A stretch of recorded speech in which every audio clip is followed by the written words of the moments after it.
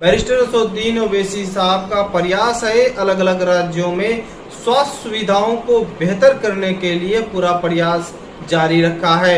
उधर बिहार में मजलिस-ए-इत्तेहादुल मुस्लिमीन के जानिब से 3 फ्री एम्बुलेंस सेवा जारी रखा है और इस वक्त वहां पर ये फ्री से एम्बुलेंस वरदान साबित हो रहा है। हालांकि उससे पहले कोचाधामन के विधायक इजहार आसफी द्वारा एक एम्बुलेंस पहले से ही उस विधानसभा में था।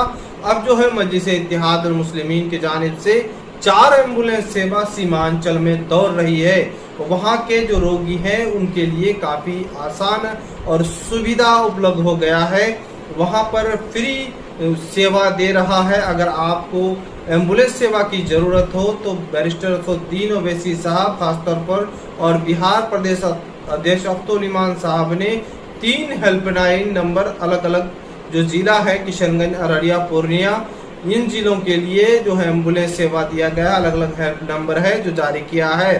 अगर आपको एम्बुलेंस की ज़रूरत है तो इस तुरंत कॉल करके आप एम्बुलेंस मंगा सकते हैं।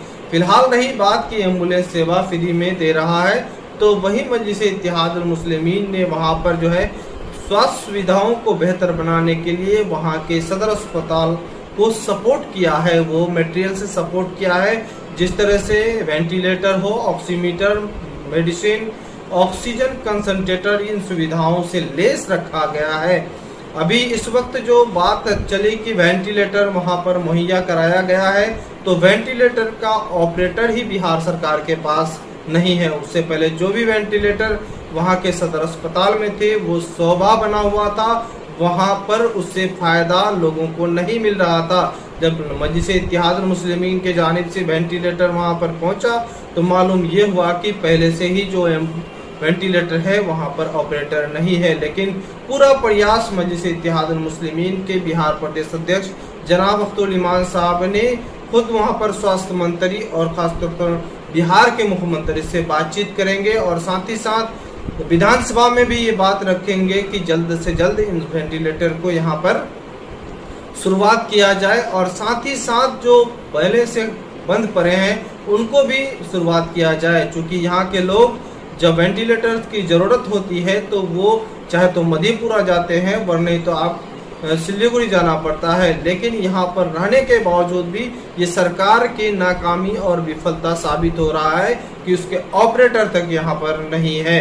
फिलहाल मजलिस-ए-इत्तेहादुल मुस्लिमीन जब से बिहार आई है एक आवाज़ बन के उभर रही है और सरकार को आईना दिखा रही है। पिछले दफ़ा जब विधानसभा के सेशन चला था तो वहाँ पर भी मजलिस के राष्ट्रीय अध्यक्ष, मजलिस के बिहार प्रदेश अध्यक्ष जनाब अख्तुल इमान साहब वो अमोर विधानसभा के विधायक हैं। लगातार मजलिस के तरफ से वो बोल रहे थे और ये कह रहे थे सरकार को कि कोरोना महामारी को रोकथाम के लिए पूरा प्रयास करनी चाहिए। स्वास्थ्य सुविधाओं को बेहतर करने के लिए यहाँ पर पर्याप्त मात्रा में डॉक्टरों की बहाली होनी चाहिए। इस तरह का प्रयास उन्होंने जारी रखा था। लेकिन आज जो है ये स्वास्थ्य सुविधा बिहार का बुरा हाल है और इस पर मजलिस-ए-इत्तेहादुल मुस्लिमीन का खास नज़र है। हालांकि देश के अलग अलग राज्यों में मजलिस के राष्ट्रीय अध्यक्ष बैरिस्टर असदुद्दीन ओवैसी साहब लोगों की मदद के लिए पूरा प्रयास में है तो वहीं हैदराबाद में लोगों को डोर टू डोर राशन मुहैया करा रहे हैं।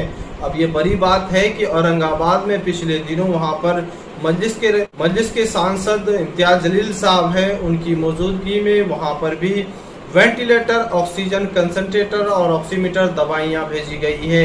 लगातार प्रयास जारी है। बैरिस्टर असदुद्दीन ओवैसी साहब तो सरकार नहीं है लेकिन पूरा प्रयास कर रहे हैं। खास तौर पर ये राजनीतिक नज़रिए से कुछ लोग इसको जोड़ रहे हैं, बल्कि ऐसे हालात में जोड़ना नहीं चाहिए। उनका प्रयास है कि कोरोना महामारी में लोगों को जहां तक मुमकिन हो मदद की जानी चाहिए। हालांकि मजलिस-ए-इत्तेहादुल मुस्लिमीन जो है बिहार प्रदेश अध्यक्ष की टीम काफ़ी ही एक्टिव नज़र आ रही है।